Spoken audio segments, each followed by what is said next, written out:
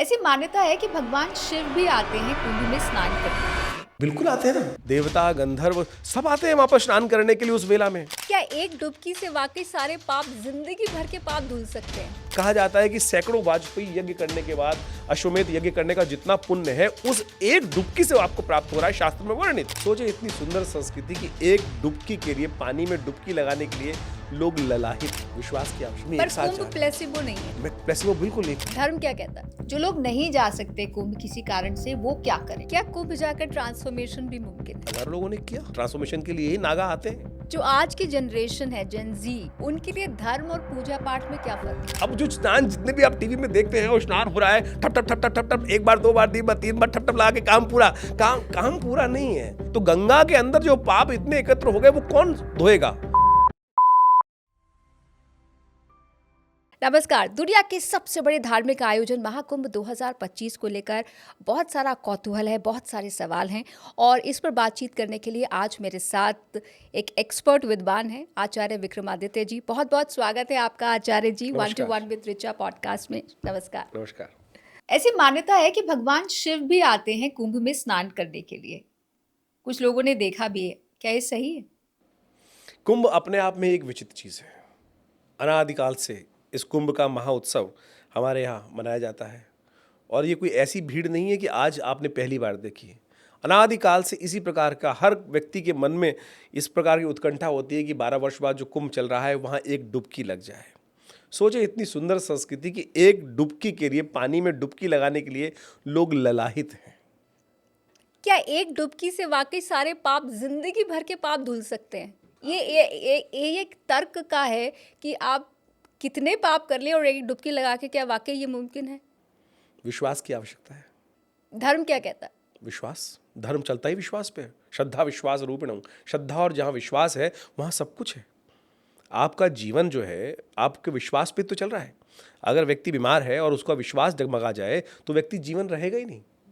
ये सब कुछ विश्वास पर ही है और विश्वास जहाँ आ जाता है वहाँ सब कुछ ठीक हो जाता है। और सोचें किस प्रकार की भारतीय संस्कृति है कि यहाँ प्रायश्चित के तौर पर एक डुबकी, लेकिन डुबकी वो नहीं है कि कौवा स्नान करें। डुबकी वो है कि समर्पित भाव से। कहाँ? गंगा के अंदर। गंगा क्या है? हम पंडित जी के चरणामृत लेती हैं। आप मंदिर जाती होंगी तो पंडित जी एक चरणामृत देते हैं। वो कहते हैं अकाल मृत्यु हरणम सर्वव्याधि विनाशनम विष्णु पादोत्कम पित्वा पुनर्जन्म न विद्यते। इसका अर्थ है कि अकाल मृत्यु हर जाएगी, आदि व्याधि जितनी है वो सब दूर हो जाएंगी और भगवान विष्णु का चरणामृत जो ग्रहण कर लेगा उसको इस जन्म मृत्यु के चक्र से निकलकर मोक्ष की प्राप्ति करने का भी साधन मिल जाएगा। क्या है वो चरणामृत? गंगा है क्या? भगवान के पैर से निकली हुई तो वो सुरसरी है कि जो देवता भगवान जिसको शिरोधार्य किया भगवान शंकर ने, और वो वहाँ जब इलाहाबाद में पहुँचती हैं और जिस प्रकार से त्रिवेणी संगम पर, और वहाँ उस दिव्य मुहूर्त में, ये कुंभ क्या है? वो दिव्य मुहूर्त ही तो है जिसको आइंस्टाइन ने टाइम ट्रेवल की बात करी है। वो वास्तविक तौर पर उस किए हुए कर्म को, दुष्कर्म या शुभ कर्म या दुष्कर्म जो भी हुए हैं, उनसे निवृत्ति प्राप्त करने का जो एक सुंदर मुहूर्त है वो कुंभ की वेला है, वो ही कल्पवास है। जी, अगर अमृत यहाँ छलका था जो मान्यता है और ये ग्रह चालों से संबंधित है, तो इसका असर सिर्फ इन 4 स्थानों पर ही होता है या इस ग्रह चाल का असर कहीं और भी हम देखते हैं? देखिए, जो कुंभ की मान्यता है, कुंभ की मान्यता जिस प्रकार से कथा है, हमारा इतिहास है। सबसे पहले तो ये माइथोलॉजी नहीं है। इस बात को हमको समझना पड़ेगा कि भारतीय संस्कृति में जो भी पुराण, वेद इत्यादि में वर्णित किया गया है, ये इतिहास है भारतीय संस्कृति का। उसी को शास्त्रों में, किताबों में इंगित किया गया है, उसको रिटन फॉर्म में प्रेजेंट किया गया है। जब तक हम माइथोलॉजी मानते हैं ना, अविश्वास जगाने का रास्ता ही वहीं से उत्पन्न हो जाता है। जैसा आपने प्रश्न किया ना कि होगा, अरे होता है। लोगों ने उसको साक्षात रूप में समझा है। जिन्होंने, आप सोचें कि आए थे हरि भजन को ओटन लगे कपास, इस शास्त्र के अंदर कि हम जीवन, ऐसा तो नहीं हो सकता कि एक जीवन जो है वो इन्वर्टेड कॉमा से बंद हो, कि जन्म से लेकर मृत्यु पर्यंत।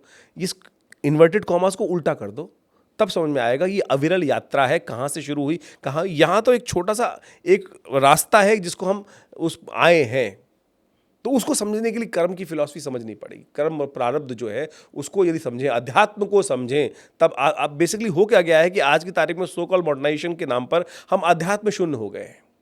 हम अपने आप को एक कंप्यूटर मान के बैठ गए कि मशीन को जनरेट किया और मशीन उसके बाद डिस्पोज ऑफ हो गई, खत्म हो गया, उसके बाद मशीन डिस्कार्ड करके कूड़े में फेंक दो। लेकिन उसके अंदर जो एनर्जी है इस पंच भौतिक शरीर के अंदर, वो उसके अंदर जो सेल चला रहा है, वो जो सेल जो जिसको आत्म रूप में जाना जाता है, वो एक अविरल यात्रा की तरफ जाती है। और उस अविरल यात्रा में किए गए जो भी बहुत सारे कर्म हैं, उनसे निवृत्ति का एक सुंदर साधन भारतीय संस्कृति में बनाया गया, कुंभ स्नान। कुंभ में धर्म ज्यादा जरूरी है या आस्था? कुंभ स्नान के लिए तो समर्पण की आवश्यकता है, भावना। भावना, समर्पण की आवश्यकता है। वो स्नान जो है ना, वो समर्पण है कि वो डुबकी लगाई और बाहर निकल कर आया। क्या सिर्फ एक डुबकी काफी है? क्योंकि कुछ लोग कल्पवास की बात करते हैं, तप की बात करते हैं, तो ये हर किसी के लिए तो संभव नहीं है। साधनाओं के विभिन्न विभिन्न भिन्न आयाम हैं, विभिन्न तरीके हैं। इसका जो मार्ग तो एक सेकंड में भी पूरा हो सकता है। वो कहा गया है ना कि तुलसी बाबा ने जिस पर कहा है, तुलसी संगत साध की, मतलब एक घड़ी आधी से पुनियाद, तुलसी संगत साध की हरे कोट अपराध। वो है तो एक ही क्षण, लेकिन उस क्षण में अपने आप को तारतम्य में जोड़ने के लिए लोगों को कल्प चल जाते हैं। इसके लिए शास्त्र में कथा आई है। एक व्यक्ति एक बैठ के साधना कर रहा था, नारद जी वहाँ से निकलते हैं, लंबी तो नहीं करूँगा, छोटे सुनाऊंगा कि नारद जी वहाँ से निकल रहे थे। उसने पूछा, अरे नारद जी, आप तो परमात्मा भगवान विष्णु के पास पहुँचते रहते हैं, जाते हैं, मेरी कम से कम एक बात उन तक पहुँचा देना कि मुझे कभी दर्शन होंगे, भगवान के दर्शन होंगे। तो नारद जी ने कहा, ठीक है भाई, याद आ जाएगा। तो एक बार भगवान विष्णु के पास पहुँचे तो भगवान विष्णु से उन्होंने पूछा कि महाराज, आपका एक भक्त है, उसको उसकी उत्कंठा थी, जानना चाहता था, क्या आप दर्शन दोगे कभी उसको? नारद जी को भगवान ने कहा कि हाँ, कह देना उसको कि 7 जन्म बाद दर्शन होंगे, 7 जन्म बाद। नारद जी फिर घूमते हुए उस पृथ्वीलोक पर आए तो वहाँ पर वही महात्मा मिले और महात्मा ने पूछा, अरे महाराज, पूछा मेरे बारे में? हाँ बोले, पूछा, और कहा दर्शन होंगे। जब तक वो 7 जन्म बोल पाते तब तक उसको अंतर ध्यान, विश्वास जो था वो जाग गया। और नारद जी के अंतर ध्यान होने से पहले ही भगवान विष्णु वहाँ उपस्थित थे। तो नारद जी ने कहा कि तुम तो बड़े झूठे हो, तुमने मुझे कहा 7 जन्म बाद। बोले, नारद 7 जन्म बाद यात्रा थी, समय जिस गति से ये चल रहा था 7 जन्म बाद ही होते दर्शन, लेकिन जब तुमने कहा कि दर्शन होंगे, आगे तो सुना ही नहीं उसने। जो गंतव्य मार्ग था कि उसको 7 जन्म में पार करना था, वो तो क्षण में पार हो गया। तो वो तो आपकी श्रद्धा, विश्वास और उस परात्पर ब्रह्म के प्रति आप कितनी समर्पण भाव से लगे हुए हैं। वो तो एक अग्नि जो है, आप ये मान के चलें कि 100 पानी को जो फ़ारेनहाइट जो आपके अंदर कितनी फायर है, किस प्रकार से कितनी एनर्जी है वो। अगर 100 डिग्री पे पानी गर्म होगा और आपने उसको एक with in friction of second कर दिया उस टेम्परेचर को, या आप बीरबल की तरह खिचड़ी बनाते रहे कि तिनका तिनका तिनका तिनका चलाकर, वो जिंदगी भर गर्म नहीं होगा। कल्प निकल जाएंगे, 7 जन्म निकल जाएंगे, उसके बाद भी नहीं गर्म होगा पानी वो। जो आज की जनरेशन है, जेन जी, उनके लिए धर्म और पूजा पाठ में क्या फर्क है? देखिए, पूजा पाठ तो कर्म के सिद्ध, वो तो बेसिकली कर्मकांड है, वो तो विश्वास जगाने के लिए एक तरीका है समस्त करने के लिए। लेकिन अध्यात्म कुछ और है। अध्यात्म तो वास्तविक तौर पे वो समर्पण है कि वहां कोई नियम चलता नहीं है। वो तो आपकी और आपके उस अंतःकरण के साथ आप किस प्रकार से कार्य कर रहे हैं, वो तो उस पर डिपेंड करता है। कैसे आप कनेक्ट करते हैं ऊपर वाले से? सब आप कैसे, किस रूप में आप उसको देखते हैं। सनातन ने तो उसके विभिन्न रूप, जिस प्रकार की आपका अंतःकरण है, आपका भाव है, जाकी रही भावना जैसी प्रभु मूरत ताको दिखे तैसी, वो इसीलिए तो कहा गया कि आपकी भावना किस प्रकार से है। तो हमारी भावना के ऊपर डिपेंड करता है। और सनातन ने तो कण कण में परमात्मा को देखा, कण कण में, हर स्वरूप में देखा, और किसी में भी उनको काटा नहीं ना। तो आप समर्पित भाव से कैसे भी लगेंगे तो उसको प्राप्त कर सकते हैं। कुंभ वो एक सुंदर घड़ी है, विश्वास है। सोचे विश्वास कैसे जागता है। एक विश्वास जगाने के लिए आप समझें कि आजकल अमेरिकन मार्केटिंग गेमिक्स आते थे कि मेरे सिर में दर्द था और मेरे बहुत पागल हो गया था, कुछ मिलता नहीं था, क्या कर लूँ, कैसे करूँ, ये करूँ वो करूँ। तो क्या होता था कि मैंने गोली मिली हो, मैंने खा ली हो, मैं ठीक हो गया। क्या होता था कि आदमी प्लेसिबो के साथ में चलता है और हजारों लोग उसको लेने शुरू कर देते हैं, कुछ को ठीक होता है, 33% तो ठीक होंगे। 10 करोड़ आदमी एक साथ जा रहे हैं। प्लेसिबो नहीं है, मैं प्लेसिबो बिल्कुल नहीं। कुंभ मैं एक विश्वास जगाने की बात बोल रहा हूं कि 10 करोड़ आदमी, उस वातावरण से मेरे मन को भी कितना उत्साह मिलता है कि नहीं, ये होगा, सत्य होता है। ये विश्वास जो जागता है ना, विश्वास, वो विश्वास उस परमात्मा की तरफ आपको जगा देता है। जो नारद जी की कथा मैंने आपको सुनाई, वो विश्वास जगाने का तरीका है कि विश्वास, बाकी सब चीज छोड़ दीजिए। जो नगा साधु और सन्यासी अलग अलग जगहों से पहुंचते हैं कुंभ में, वो वापस कहाँ चले जाते हैं? देखिए, ये पहले और बाद की बात तो है नहीं। पहले और बात की बात तो इसलिए नहीं है कि क्योंकि सबसे पहले समर्पण भाव, जिसने पूरा जीवन त्याग दिया, जिसने वस्त्र तक त्याग दिए, आज हम सबसे बड़ी क्या चीज़ है कि आज की तारीख में एक से एक अच्छे वस्त्र, मेरी घड़ी इतने की है, मेरा कप इतने का है, मेरा नग इतने का है, मेरा ये इतने का है, इसी के लिए जीवन पूरा चल रहा है। और सोचें कि जितने वर्ल्ड की इकोनॉमी है वो लिपस्टिक और बिंदी के ऊपर ही चल रही है ना, सब कपड़ों के ऊपर ही चल रही है। कि आवश्यकता क्या थी? आवश्यकता तो छोटी चीज़ में हो सकती थी, लेकिन उसने उसको त्याग दिया। तो मैं कहूँगा सबसे पहले अधिकार तो उसी को देना चाहिए।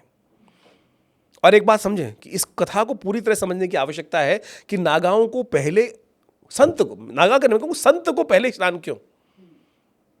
संत उस जल को निर्मल करता है। हम जो स्नान करके आते हैं ना, तो हम अपने पाप जो होते हैं, पाप धोने जाते हैं ना, तो हम पाप कहां छोड़ के आते हैं? उस जल में तो गंगा के पास रहते हैं। तो गंगा के अंदर जो पाप इतने एकत्र हो गए, वो कौन धोएगा? वो संत ही तो धोएगा। संत ही उसमें स्नान कर कर उस जल को निर्मल बनाते हैं। ये वो ऐसा नहीं है कि मैं पानी दिया और मैंने पानी नहाने के बाद नाली में चला गया, वो टॉक्सिक पानी हो गया। ना ना ना ना, संत उसमें स्नान करने के बाद उसके जो मैल हैं, जो हमारे स्नान करने के बाद उसमें मैल हम छोड़ कर आए, वो गंगा। देखिए शास्त्र कहता है अवश्यमेव भोक्तव्यम कृतम कर्म शुभाशुभम। ये कर्म की फिलॉसफी ऐसी है जो गरुड़ पुराण के अंदर कहेगी अवश्यमेव भोक्तव्यम, कि जो भी हमने कर्म किया वो भोगना तो पड़ेगा ही पड़ा। मैं भोगूं चाहे कुछ और भोगे। कोई संत आपको आशीर्वाद देता है ना, तो क्या कर रहा है कि आपके नेगेटिविटी आपके अपने अंदर ले रहा है और अपनी पॉजिटिविटी आपके अंदर डाल रहा है, इसलिए आशीर्वाद से कल्याण हो जाता है।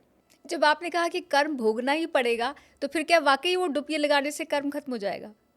समर्पण भाव, पुण्य, नेगेटिव और पॉजिटिव है ना, कि प्लस और माइनस कितने प्रकार से किए, कि समर्पित भाव से कितना बढ़िया आपने डोज ली। अगर आपके अंदर ऐसे समझ लीजिए कि आपका एक बैंक अकाउंट में अगर डेबिट बहुत, जो नेगेटिव बैलेंस है बहुत नीचे चला गया है, उसके अंदर अगर आपने भर दिया, तो पुण्य कितने, पुण्य जो एक डुबकी है, वो उस कलिकाल में कहा जाता है कि सैकड़ों वाजपेयी यज्ञ करने के बाद अश्वमेध यज्ञ करने का जितना पुण्य है, उस एक डुबकी से आपको प्राप्त हो रहा है। शास्त्र में वर्णित है।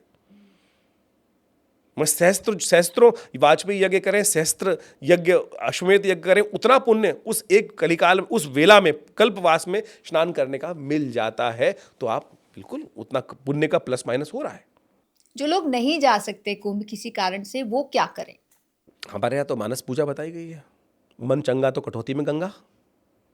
तो आप ध्यान में पहुंच सकते हैं। देखिए ये शरीर पंचभौतिक है, लेकिन इसके अंदर बैठी हुई जो आत्मा है, सटल, एक हमारे कहा गया सूक्ष्म शरीर और जो प्रत्यक्ष शरीर, जो स्थूल शरीर है, सूक्ष्म शरीर है। आप सूक्ष्म शरीर के द्वारा भी विचरण कर सकते हैं। अब हर व्यक्ति, हम मानव है, हम पंचभौतिक हैं, लेकिन देवता जो हैं उनका वायुमय शरीर है, अग्निमय शरीर माना जाता है। तो वो तो अपने स्वरूप में आ रहे हैं ना। तो आत्मा का तो कोई स्वरूप है नहीं। तो आप दिव्य रूप में मानस पूजा जिस प्रकार से कही गई है, मानस पूजा में जाके स्नान कर सकते हैं। आप पहुंच जाइए, आंख बंद करके बैठे, आप वहां जाके टेलीपैथिकल प्रोसेस जब साधना करते हैं, उसके अंदर प्रोसेस बताया गया कि एस्ट्रल ट्रैवल, जिसको कहा जाता है कि शरीर, सूक्ष्म शरीर के द्वारा विचरण। वेद के अंदर मंत्र है जज्जाग्रतो दूरमुदयति दैवं तदुसुप्तस्य तथैवैति दूरंगमन ज्योतिखान ज्योतिरेकंतन में मनः शिव संकल्पमस्तु। कि जब विचार है जो दूर चला जाता है, और दूर सूक्ष्म शरीर ज्योति की गति चला जाता है। इसलिए संकल्प को शुद्ध करो, शिव करो। जितना संकल्प शुद्ध होगा उतना आपके अंदर विश्वास जागेगा और उस आप मार्ग पे आप जा सकते हैं, ज्योति की गति से जा सकते हैं।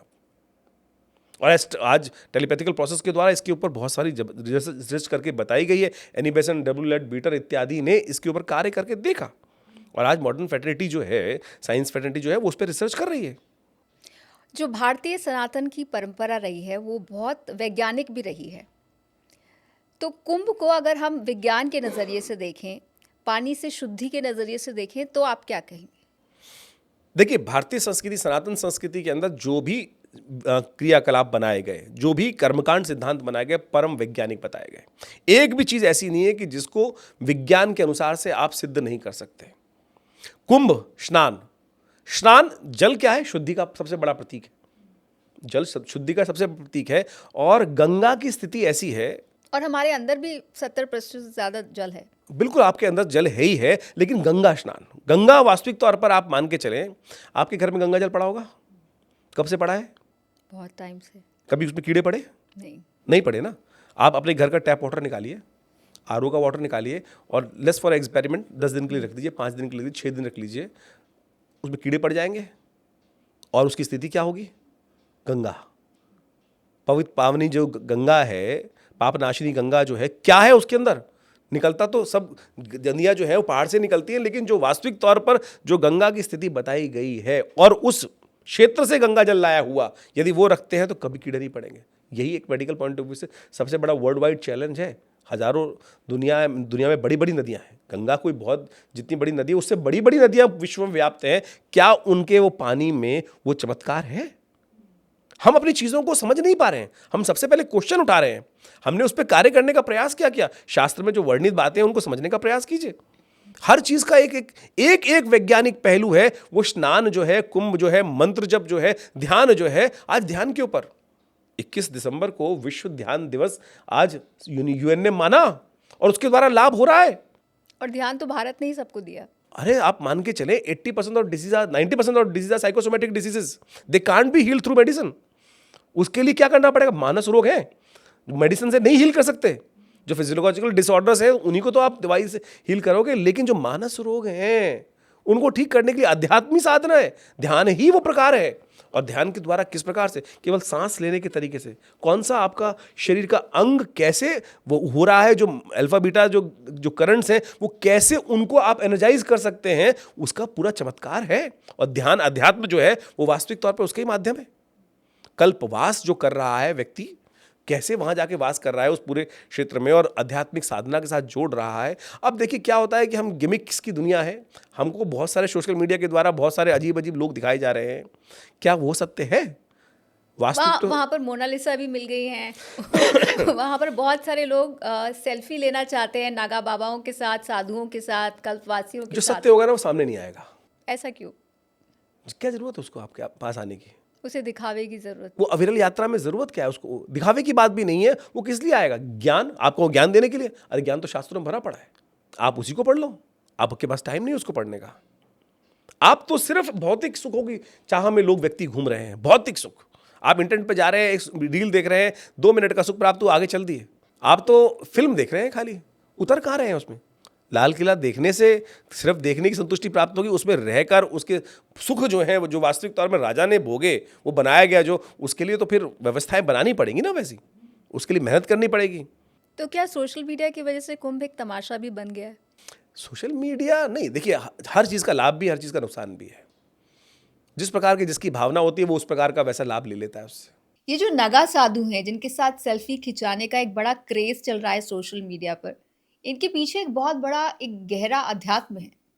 देखिए बाह्य रूप से देखने से कुछ नहीं मिलने वाला। बाह्य रूप से देखकर, फोटो देखकर तो कोई किसी को स्थिति नहीं होने वाली।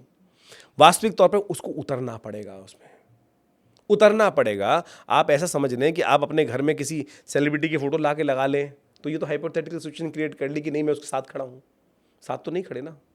तो ये चीज़ सब जो गिमिक की दुनिया है, वास्तविक तौर पे एक फोटो याददाश्त रह जाती है। ठीक है, आपके लिए बहुत सारी मेमोरीज को रिकग्नाइज करने के लिए बहुत सारी चीज़ें फोटो अच्छी हो सकती हैं, लेकिन यात्रा तो चलने से ही, वो रास्ता जो है वो चलने से पूरा होगा। मेहनत करनी पड़ेगी, तब जाकर वो यात्रा पूर्ण होगी और उस यात्रा पे चल सकते। कुंभ जाने से पहले ये जरूर करना चाहिए, एक बात जो आप ऑडियंस को कहेंगे। कुंभ जाएं, समर्पित होके जाएं। कुंभ का अर्थ होता है घड़ा। कुंभ का अर्थ है, कुंभ का मतलब कलश जिसको बोला जाता है, वो सब चीज को बांध रहा है, सब चीज को गागर में सागर लेकर आ रहा है। कुंभ वास्तविक तौर पे गागर में सागर के रूप में ही इसलिए इसका नाम रखा गया। गागर में सागर, यानी पूरे विश्व में जो ज्ञान स्कैटर्ड था उस मेले के रूप में वहां आता है एक जगह पर, उस पुण्य वेला पर आता है। हम जाएं तो उस गागर में सागर में जो है उसको उसके साथ मिल जाएं, उसके साथ मिलने का प्रयास करें। गागर में सागर का अर्थ समझ लीजिए कि मिलना है, और वहां भी हम बटे बटे रहे, वहां भी हम अलग अलग रहे तो फिर स्वाद नहीं आएगा। उस संत के साथ जाकर रमो, उस संत के साथ उस आध्यात्मिक वातावरण जो है उसके साथ मिलना है। और वहां भी जाकर अगर हम आज की तारीख में जो कहा जा रहा है कि हमने व्यवस्थाएं बहुत अच्छी हो गई, ये हो गया, वो अच्छा हो गया, आप मेले में जा रहे हैं, परमात्मा के जा रहे हैं, और वहां भी जाकर ये भाव देखा कि ये अच्छा नहीं है, ये अच्छा नहीं है, अच्छा नहीं, हार्ट में नहीं जा रहे आप तो उस वहां तो है ही अच्छा सब कुछ, परमात्मा के द्वार पे तो सब कुछ अच्छा मिलेगा। इस भौतिक सुख के चक्कर में हम जा रहे हैं। सरकार ने बहुत सुंदर व्यवस्था करी, मेरे पास बहुत बड़े बड़े अफसर आए जो सरकारी महकमों में रहे हैं, रिटायर्ड है। भी मच गई। नहीं, भगदड़ तो देखिए वो एक यात्रा है, वो तो ग्रहों का योगा योग है। मैंने अपने वीडियो के अंदर, अपने चैनल के अंदर आज से करीब 1.5 महीने पहले बताया था कि मंगल ऐसे परिवर्तित होगा और इस प्रकार का योग बन रहा है। मैंने अपने 1.5 महीने पहले मैं अपने चैनल में जाकर इस बात को बताया था कि ग्रहों का योगा योग परिवर्तन की तरफ है और वहाँ भगदड़ मच सकती है, ग्रह योग ऐसे बन रहे हैं। तो ये तो सब यात्रा चलती रहती है जीवन में, घटना दुर्घटना जो है वो कभी भी घट सकती है, सब ग्रहों योग के। जिस ग्रह चाल की वजह से कुंभ होता है, क्या उसका दूसरी चीज़ों पर भी अच्छा असर पड़ता है? नहीं, देखिए वो जिस जिस प्रकार की आप मान के चलें, ग्रहों का योगा योग तो एक बनकर आ गया। अब मेरे कर्म किस प्रकार के हैं, उनका प्रभाव मुझ पर कैसे होगा।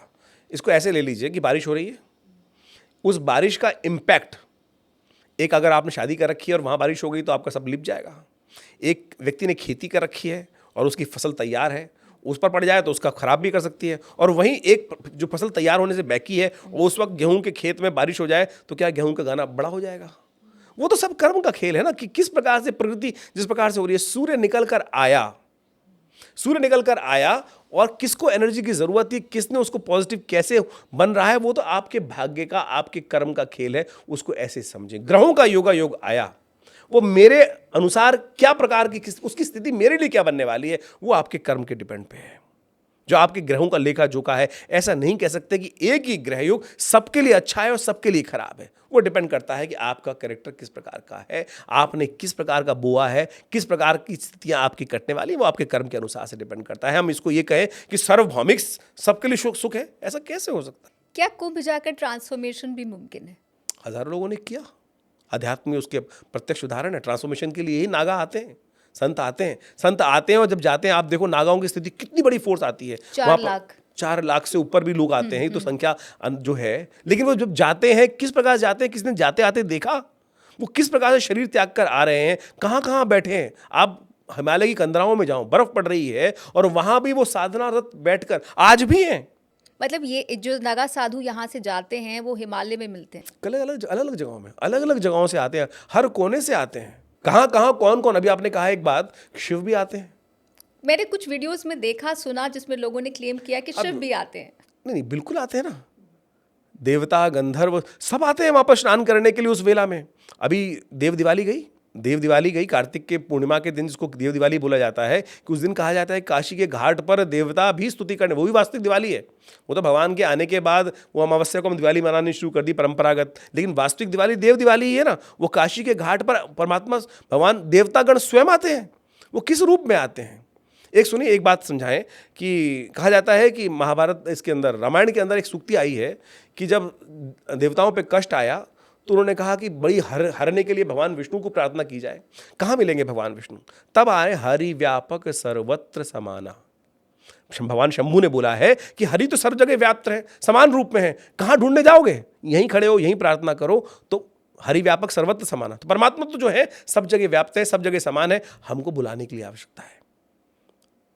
जो फोन की वेव्स हैं वो तो सब जगह सेम है, उसके लिए आपको इंस्ट्रूमेंट बनाना पड़ेगा ना, उस फ्रीक्वेंसी पे सेट करना पड़ेगा, वो फ्रीक्वेंसी आप तक आ जाएगी। अध्यात्म तो बड़ा सरल भी है, बड़ा क्लिष्ट भी है। सबसे सरल तरीका क्या है आध्यात्मिक होने का? आपको सरल होना पड़ेगा।